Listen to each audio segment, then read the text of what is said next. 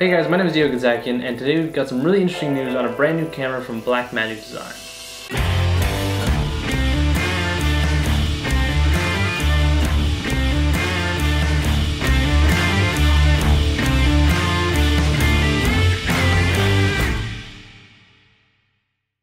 Today, Blackmagic announced the Blackmagic Pocket Cinema Camera 6K Pro.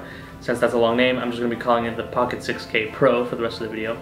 And since I've owned the Pocket 6K non-Pro for about a year now, I thought I'd give my opinion on what we know so far. As far as video recording specs, the new camera is pretty much identical to the Blackmagic Pocket Cinema Camera 6K. It has the same sensor and it records the same awesome images, but it costs about $500 more. And the reason for that is that Blackmagic decided to focus more on the sort of everyday functional aspects of this new camera. And there's really just three simple but pretty important changes. One of them is internal ND filters coming in at 2, 4, and 6 stops. The next is a new 1500 nit flip-up screen.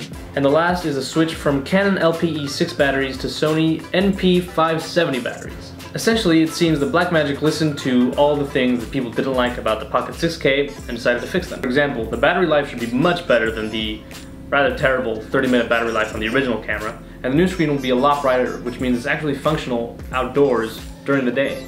Not like this one, which is super dim and really hard to see. Also, their decision to make the screen a flip-up screen means that you can actually film in sort of some weird angles, and it makes the camera a lot more useful than just in some studio environments, which was really where this camera was the only place you could use it without an external monitor, just because, you know, if you're filming in any sort of a weird angle, you can't look at the screen at all just because it's flat. And then the internal ND filters is just a really awesome feature that not even a lot of more expensive cameras have. And to top it all off, they're also offering a viewfinder accessory that can attach to the top of the camera, and that costs about 500 bucks.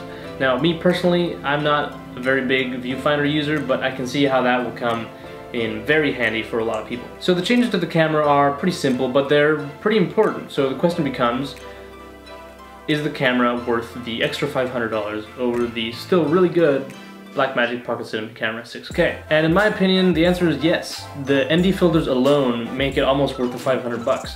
A set of 3 ND filters from a brand like Polar Pro will cost you almost 400 bucks, and that basically makes up for the $500 difference. You know, not to mention the brighter screen, the better battery life, and not to mention the better battery life and the brighter screen. So the internal ND filters, the brighter screen, the better batteries, and the superb image quality that we've all come to know and love from Blackmagic for only 2,500 bucks makes me believe that this will likely be one of, if not the best, budget cinema cameras. Of course, this new camera will not be perfect. It retains that same really weird and really wide body style from the previous Pocket Cinema cameras that's just really difficult to get on any gimbals. I would really like to see Blackmagic put that camera into like a little cube, like the red Komodo or Z-Cam.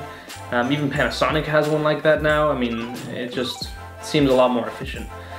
But that doesn't change the fact that I think it'll still be a great camera, and I think it'll still be very popular, much like the previous Pocket Cinema Camera 6K. The one person or one group of people that I wouldn't recommend this new camera to, though, is people that already own a Pocket 6K, like myself. This new camera will be very good, and it does offer some improvements over this one, but I don't think they're big enough to warrant the change to a completely new camera.